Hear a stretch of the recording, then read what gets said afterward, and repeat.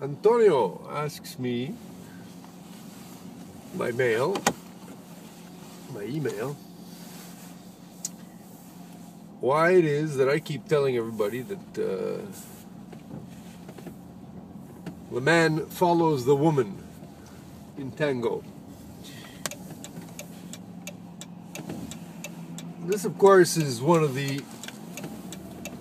larger barriers for people to overcome, is this epistemological block that they are offered. They are offered from the first class, woman follows man, and only the very good, dancers through time actually have to physically learn one thing that is contradictory to everything that they have learned. That is to say, they have to learn to follow the woman. And then later on, when they come back to teaching, they still teach, without realizing what they do, that the woman follows the man. Again, if the woman were to be following the man, can you ask yourself why she would be doing so walking backwards? Have you ever tried to follow somebody walking backwards? Who's walking forwards in Tango at about 80% of the steps? It's the guy. He is following her.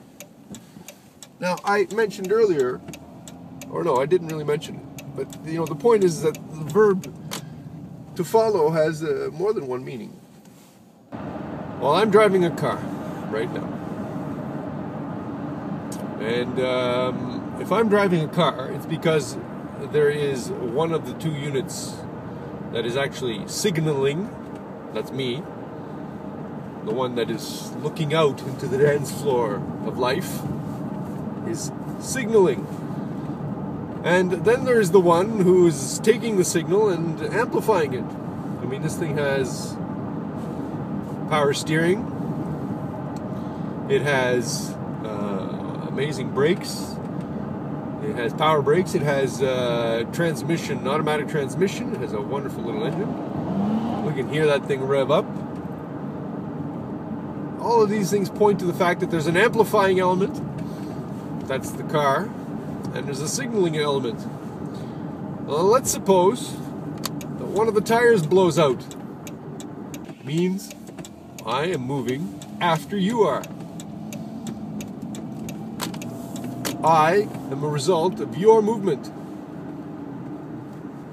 A captain of a boat can sit here and order the entire crew to go 3 points starboard. And depending on the crew in the boat, it will take 5 minutes or it will take 25 minutes to happen. He is following the crew in the boat. The leader follows. The man follows the woman. He is always in a posture of not knowing if the tires are blown out and of not knowing whether or not she understood his message and whether or not he could even guide. He should, sometimes we should be unsure of ourselves. We ask things sometimes of the instrument in front of us that is not reasonable for the instrument to do. You can see a guitar neck. Let's say we have a guitar neck here, and we're playing the guitar down here, and there's the strings. We can do all this, but let's say that our fingers are here, and we're blocking all the strings. All of the notes behind the finger are off limits. It's impossible for that instrument to do that. We can imagine with the piano, we have so many notes that we can cover with our hands. There's 10 of them. Let's say that we, even just use our fists and all this. There's a maximum of, let's say, 35 notes. Well, we shouldn't expect a chord with 72 notes. That's not possible. We can imagine that to get out of certain jams in a piano, you have to have the habits. 1, 2, 3, 4. Underneath, the thumb goes underneath, the thumb goes over top. All of these wonderful habits, Glenn Gould habits.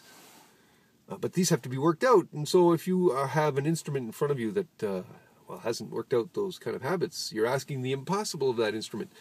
you're guiding it, and it is doing what it can. Most dance classes would have you believe that the man is sitting there, commanding the woman to do things. But again, we come down to the car relationship. And this is where it gets really interesting. Because once you make people understand that, you have a role, and you are either the driver, that is to say the signaling element, or you are the car, that is to say the amplifying element, then you present a prospective, couple with a choice. You say to the man, are you Mr. Magoo, or are you Michael Schumacher? Which one are you? Which one do you want to be? And then you say to the woman, are you Citroën deux chevaux? That's what I used to say in France, but, are you a Volkswagen Bug? Or are you a Ferrari? Which would you rather be?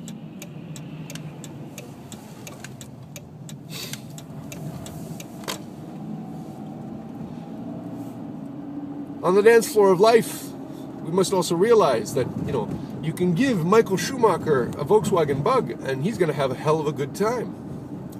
And you could put Mr. Magoo in a Ferrari, and all you're going to get are accidents. Hell, in the Volkswagen, all you're going to get are accidents, but at least there, the body is rounded off, and the scratches, well, they come to be expected. So this idea that, men should be able to impose their will upon an object like a car, an amplifying element, this idea that men should be able to, impose their will upon the amplifying element is just one of dishonesty. It's not necessarily voluntary dishonesty, but it's one of not looking at the thing for what it is. Also, it's also one of understanding the interests of making sure that the amplifying element take a small signal and do a big thing. A Ferrari, if you push on the gas pedal 1/2 of 1 centimeter, you get one effect.